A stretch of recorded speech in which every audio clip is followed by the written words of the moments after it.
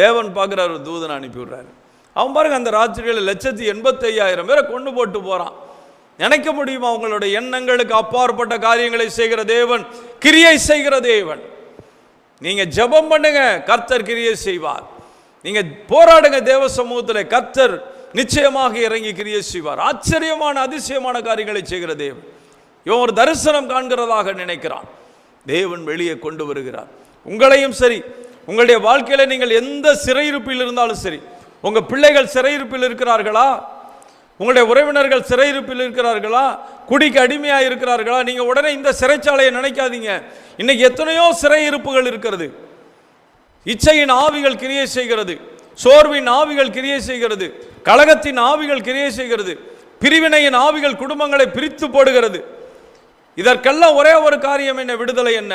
கர்த்தருடைய பாதத்தில் அமர்ந்து கர்த்தரை நோக்கி கேட்கும் போது